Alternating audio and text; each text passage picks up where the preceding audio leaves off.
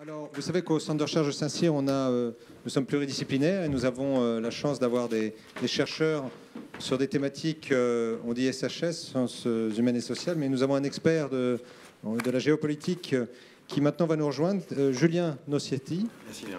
Voilà, qui était enseignant-chercheur chez nous, et il va donner une vision un petit peu internationale, donc en écho de l'intervention de M. Stripoli à l'instant, sur l'état de l'art de la compétition internationale de l'intelligence artificielle. Voilà. Julien, c'est à toi. Merci Gérard. Okay. Bonjour, ou plutôt bonsoir à tous. J'aurai un propos, vous l'avez compris, qui sera un peu en décalage ou en contrepoint par rapport à ce qui a été évoqué et débattu aujourd'hui dans cette enceinte. Alors c'est vrai que je ne suis pas ingénieur, donc j'aurai évidemment un regard et une expertise très différente de la vôtre.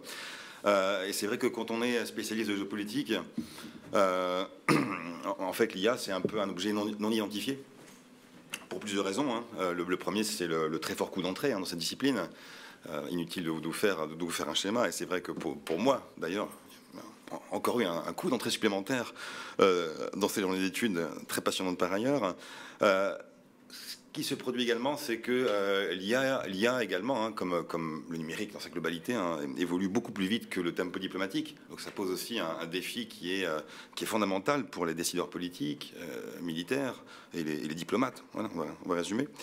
Ce qui se produit également, c'est que l'IA, elle évolue pour l'instant sans qu'il y ait de personnalité juridique internationale reconnue pour elle, et donc aucune gouvernance internationale pour l'intelligence artificielle. Et ça, c'est évidemment quelque chose de tout à fait fondamental, sachant encore une fois que la technologie évolue plus rapidement que l'action publique et l'action des États. Et puis autre paramètre, pour démarrer mon propos, c'est que vous avez une dépendance, et on l'a bien vu aujourd'hui, vis-à-vis de logiques entrepreneuriales et de capitaux privés. Donc autrement dit, l'IA, elle échappe quand même bien souvent, au moins en Occident, au contrôle des États. Et ça, c'est aussi un paramètre que j'aime bien rappeler. Alors, un point d'introduction également, et que je trouvais aussi pertinent de mentionner aujourd'hui, c'est que vous avez voilà, très schématiquement deux grandes approches qui ont comment dirais-je, été illustrées dans les débats publics, dans les débats d'expertise, et parfois aussi dans toutes les consultations, au niveau parlementaire, des commissions gouvernementales, etc. En France, en Europe, c'est pas du tout limité au contexte national. Et vous avez deux approches, voilà, en apparence évidemment très opposées, avec une première approche qui est celle voilà, d'un monde meilleur, comme je l'ai formulé ici, de mettre en avant la création de valeur. Donc ça, c'est avant tout une vision qui est portée par une partie de la Silicon Valley, par les grands cabinets de conseil, et par des instances de type Forum de Davos, par exemple, qui mettent en avant tous les bienfaits, qui arriveront avec l'essor et la dissémination des IA. Ce qui apporterait des perspectives économiques quasi illimitées. D'où la publication de rapports, là aussi, ces 3-4 dernières années, très dithyrambiques vis-à-vis de l'IA.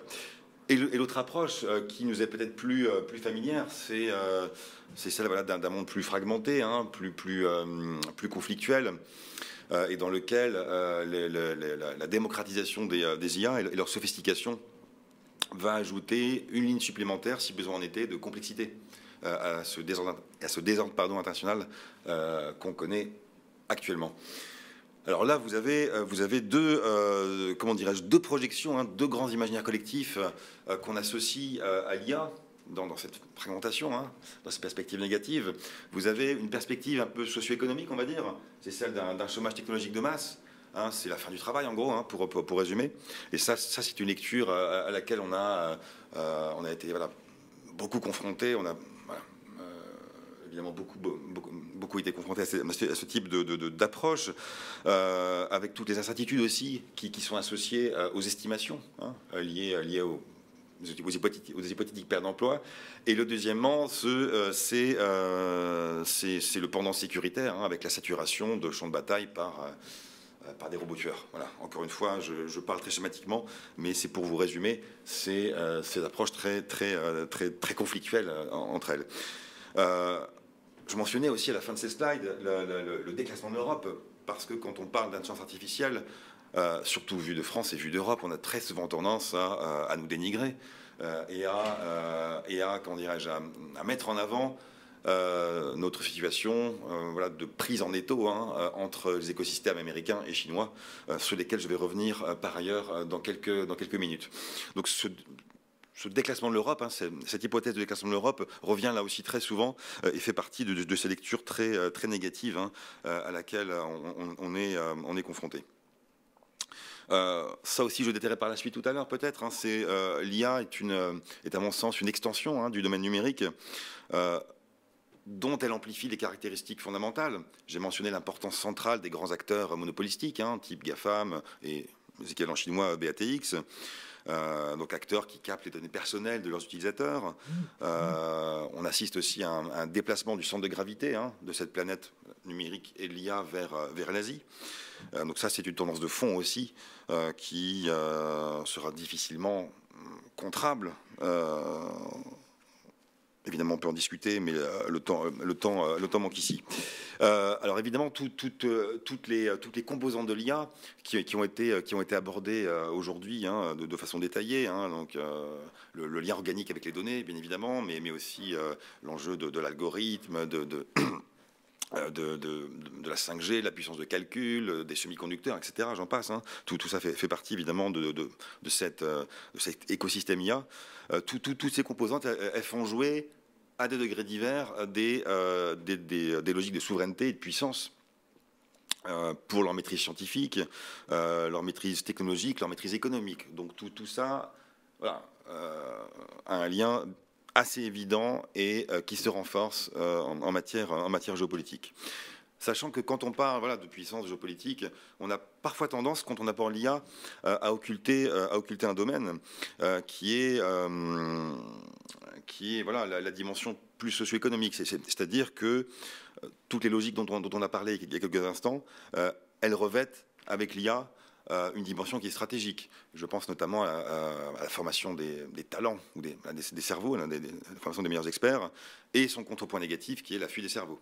Et ça, avec l'IA, on assiste à un renouveau, à un renforcement de toutes ces tendances qui prennent une dimension, par ailleurs financière, là aussi colossale. Et je pense que vous savez très bien. Ça, c'est une dimension, je dirais, discursive sur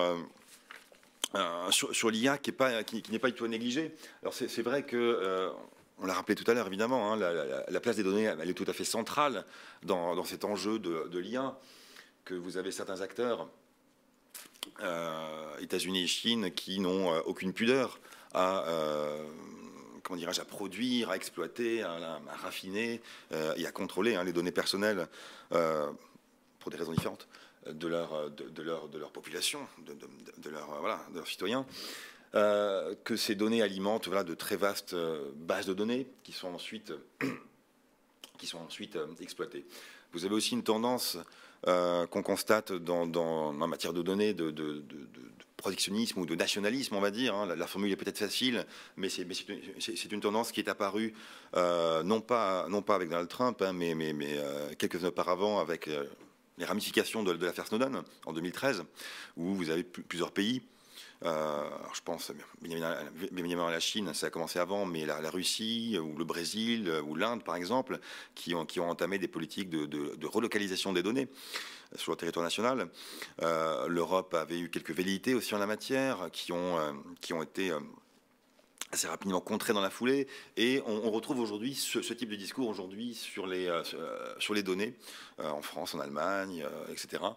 Ce qui fait dire que cet enjeu des données fait lui aussi partie de cette géopolitique de l'IA, bien évidemment à part entière, avec en arrière-plan évidemment un data center qui lui aussi fait partie de cette infrastructure évidemment numérique qui suscite bien des appétits entre acteurs privés et acteurs publics.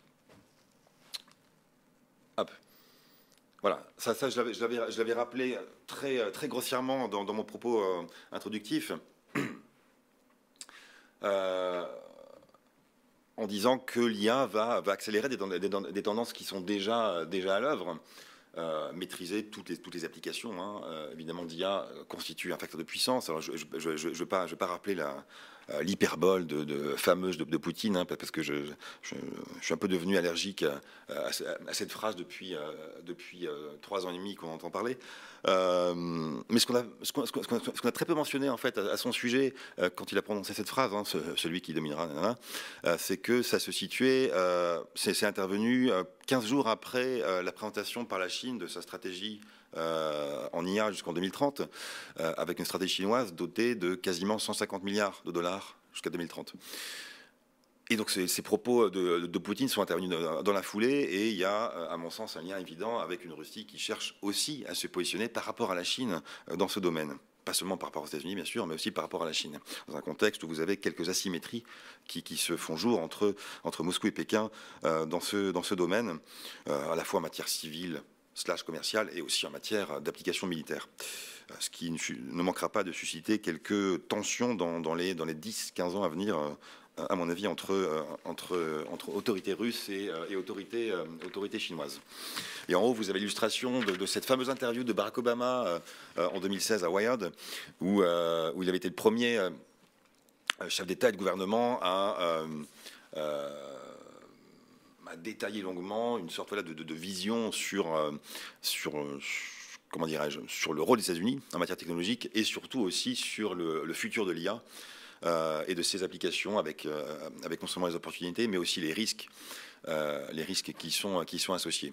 Il a été imité 3 ans plus tard par le président français, mais voilà, Barack Obama avait été le premier. Je mentionnais ça parce qu'en fait, c'est pas anecdotique. En fait, c'est assez important parce que vous avez quand même aujourd'hui très peu de leaders politiques qui ont, comment dirais-je, une conscience aiguë des impacts de tous ces bouleversements technologiques qui se produisent déjà et qui vont s'intensifier dans les années à venir. Alors évidemment, quand on parle d'IA, comme pour la 5G, on parle avant tout de rivalité sino-américaine. C'est absolument, enfin, c'est devenu quasiment un lieu commun, mais ça reste tout à fait central, hein, dans les problématiques que connaît aujourd'hui le système international. Vous avez des points communs entre ces deux pays. J'ai mentionné celui de l'exploitation, hein, d'énormes masses de données qui vont ensuite contribuer à éduquer des systèmes d'IA, mais vous avez aussi une similitude en matière d'expertise, même si l'avance américaine est encore aujourd'hui tout à fait notable. Vous avez une présence de fonds de capital risque qui sont puissants et indépendants, ce que n'a pas à l'heure actuelle l'Europe et qui lui fait défaut plus largement en matière numérique. Vous avez aussi un leadership national qui soutient l'écosystème national de la tech, pour faire rapide, et globalement un écosystème de l'innovation qui lui, voilà, très dynamique et très compétitif, malgré les épisodes auxquels on a pu assister depuis les décrets successifs de Trump au sujet de l'affaire Huawei, hein, à partir de début 2019, du printemps 2019, pardon. Et cette mainmise en fait, hein, sino-américaine aujourd'hui, elle est assez prégnante, puisque alors c'est une estimation, hein, c'est sur environ 4500 sociétés dans le monde expertes en matière d'IA. La moitié opère aux États-Unis, hein, et le tiers en Chine. Donc vous avez quand même une avance prise par ces deux écosystèmes aujourd'hui en matière d'IA. Je passe volontairement rapidement sur cette rivalité. Alors, pour détailler très rapidement la Chine, la politique chinoise, où en quelque sorte, hein, l'IA est devenue une sorte de nouvelle frontière, hein, de cette puissance de Pékin. Où ce que j'aime y rappeler, c'est que l'IA, au fond, elle est devenue un petit peu voilà, un des symboles avec la 5G, hein, de l'affirmation technologique chinoise et des ambitions de leadership mondial. C'est-à-dire qu'il ne s'agit pas, il s'agit non seulement d'avoir une expertise de pointe, hein, d'être dans une démarche qualitative, après avoir été très longtemps dans une démarche quantitative. Pour schématiser là aussi, la Chine, c'est plus seulement l'atelier du monde, mais c'est aussi le bureau d'ingénierie du monde. Et ce qu'a montré l'affaire de la 5G, c'est aussi ce tournant, hein, ce passage. Et la grande ambition, c'est surtout de rivaliser, d'être en mesure de rivaliser et de dépasser le leadership technologique américain. Et là, l'IA figure au premier rang, hein, des priorités nationales chinoises. Ce qui est aussi notable quand on parle de la Chine, c'est ce que le vocabulaire officiel, hein, chinois, hein, c'est pas de moi, appelle la fusion civilo-militaire. C'est ce que nous on pourrait appeler une sorte de synergie, voilà, et qui consiste à une coopération très étroite entre les écosystèmes privés, hein, donc centrés autour des BATX, auquel j'ajouterais moi le H de Huawei bien évidemment, hein, et puis vous avez quantité d'autres acteurs, les Dahua Technologies, les Hikvision, etc., hein, qui ont des expertises extrêmement pointues et qui s'exportent aujourd'hui allègrement à l'étranger. Et donc ces acteurs sont incités bien évidemment à coopérer de près avec les autorités du parti et aussi de l'armée populaire, ce qui se produit de façon relativement fluide, semble-t-il, malgré quelques épisodes qui peuvent parfois fuiter dans les médias internationaux, avec notamment récemment la puissance acquise par Jack Ma, hein, le fondateur d'Alibaba, qui a été, semble-t-il, recadré assez sévèrement par les autorités communistes. Donc cette fusion civile et militaire, là aussi, hein, elle est intégrée de près dans les doctrines chinoises, et elle est censée contribuer à faire de la Chine la première puissance en matière d'IA. Alors, très souvent avec la Chine, les objectifs, comment dirais-je, sont non seulement chiffrés, mais aussi datés. Et vous avez l'échéance de 2030 et surtout l'échéance de 2049, hein, qui symbolisera le 100e anniversaire de la naissance de la République populaire de Chine, et qui est pris très au sérieux, hein. Ça peut nous sembler un peu loufoque, mais c'est pris très au sérieux par le leadership chinois, qui associe étroitement, hein, le dépassement technologique par rapport aux États-Unis. Ce qui est aussi, et j'en finis avec la Chine, ce qui est très notable avec Pékin, c'est la façon dont la Chine a contribué à faire d'enceinte internationale de régulation, de standardisation, de normalisation des acteurs géopolitiques. C'est-à-dire que jusqu'à très récemment, des enceintes de type UIT, donc Union internationale des télécommunications, l'ISO pour les normes, le WIPO, enfin l'OMPI pour la propriété intellectuelle, c'était des enceintes de régulation technique. C'était des débats assez souvent arides qui faisaient intervenir des experts vraiment techniques, hein, de leur sujet. Et ce qui s'est produit depuis 4-5 ans, ça a été un investissement très, très conséquent de la Chine dans ces instances pour une raison qui a été justement de profiter du vide créé par la politique de Trump en particulier, et de l'Europe plus largement, hein, pour essayer de s'affirmer sur ces grands enjeux de normes et de standards techniques qui déterminent ensuite bien des choses, vous le savez, la commercialisation, les usages, et j'en passe. Et donc la Chine a pris ça très au sérieux. En Occident, on s'est aperçu très tardivement, hein, de cette implication massive et soutenue au plus haut niveau de l'État. Vous avez, semble-t-il, un début de réaction américaine depuis quelques mois, au plus fort de la crise avec Huawei sur la 5G. Mais l'IA, hein, au même titre que la 5G, fait partie de ces grands enjeux de normalisation et standardisation. Et ça n'est évidemment pas achevé. Hop. Alors évidemment, je vais évidemment pas revenir en détail sur cette dimension de conflictualité, parce que ça a été abordé bien mieux que je ne le ferai. Donc la façon dont les IA pourront contribuer à renouveler la conflictualité internationale. Alors, je parlais du spectre de la guerre, hein, évidemment. Enfin, les expressions peuvent varier. Il y a eu là aussi l'essentiel des discussions qui sont concentrées sur l'enjeu des salas. c'est pas une surprise. Ça contribue aussi à caricaturer un petit peu, en partie, les enjeux et les débats. Ce qui a été aussi tout à fait notable, ça a été tout un discours sur une course aux armements en matière d'IA, alimentée en priorité par les États-Unis, la Chine et la Russie, un petit peu derrière. Donc pays qui ont chacun dépensé des milliards de dollars pour le développement de systèmes d'armes autonomes, dont les drones et certains types de missiles ou les robots tueurs. Voilà, donc il a été question plutôt dans la journée. Vous avez ces États que j'ai mentionnés à l'instant qui militent pour une interdiction à terme du champ de bataille aux humains, ce qui nous place en opposition par rapport... Oui, merci Gérard. Par rapport aux positions défendues par la plupart des pays européens. Et en matière d'évolution de la guerre, alors, évidemment c'est un sujet à part entière et je pourrais y consacrer du temps, mais je voulais juste insister sur un tout petit point qui sont liés évidemment de près au progrès ces dernières années du machine learning et qui pourrait renforcer les capacités de dissuasion non nucléaire. Et ça, capacité de dissuasion non nucléaire conventionnelle, via des systèmes de défense antiaérienne, mais aussi électronique, via le brouillage et cyber.